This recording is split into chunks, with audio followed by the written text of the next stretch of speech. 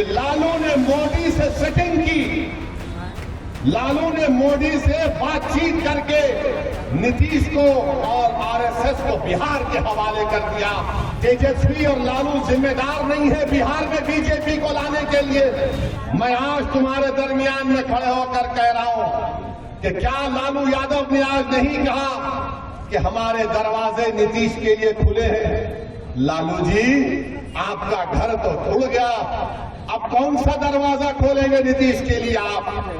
मुझ पर इल्जाम लगाने वालों अगर आज मैं डगरवा में खड़े होकर कह दूं कि लालू ने मोदी से सेटिंग की, लालू ने मोदी से बातचीत करके नीतीश को और आरएसएस को बिहार के हवाले कर दिया, बताओ क्या जवाब दोगे उसका?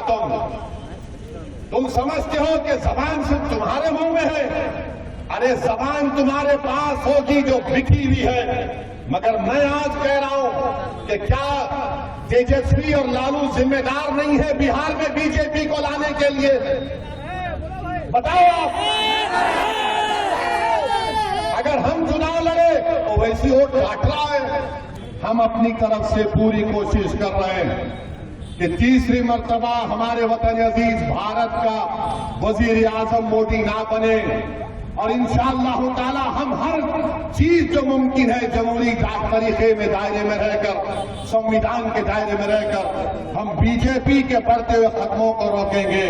मगर बताओ मेरे भाई, अगर हम 3 सीट लड़ते हैं 2019 में तो मोदी 306 कैसे जीत गया? सोचो आप थोड़ी देर के लिए। 3 सीट मजलिस लड़ती है और पूरे देश में मोदी 306 जीत गया। बिहार के 40 सीट में सिर्फ 1 सीट बचा पाते, बाकी का सब एनडीए जीत जाती है। पूछो आप इन लोगों से, गठबंधन के लोगों से, तो बोलेंगे ओवैसी जिम्मेदार। अब ऐसा हो गया कि अगर किसी गठबंधन के घर नेता के घर में अगर गाय भैंस है, सुबह में गाय भैंस ने दूध नहीं दिया, मुर्गा ने आवाज नहीं लगाई सुबह 4 बजे, तो कोई जाकर पूछेगा आज मुर्गा ने आवाज नहीं लगाई, भैंस ने दूध नहीं दिया, क्या वजह? तो बोलेगा ओवैसी दरगाह में आया था, यहां से गया है, इसीलिए भैंस ने कहा कि हम दूध नहीं देंगे। मैंने हर चीज की जिम्मेदारी हम पर आयद हो जाती है।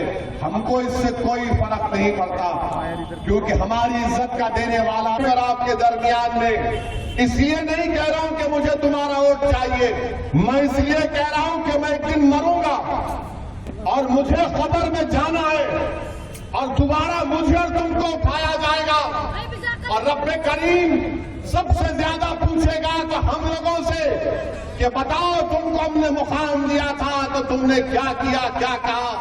मैं उस दिन के लिए ये कह रहा हूं, मैं सच्चाई को सामने रखकर कह रहा हूं, और सच्चाई यही है कि कोई बाबरी मस्जिद का नाम लेने को तैयार नहीं है।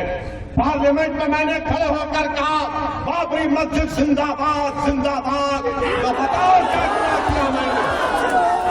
बताओ, यही तो तुम्हारी ताकत है, तुम्हारी दुआएं हैं कि हम बोल सकते हैं पार्लियामेंट में। मगर डॉक्टर साहब किसका इलाज करेंगे जो खुद मरीज बने हुए हैं? वो किसका इलाज करेंगे?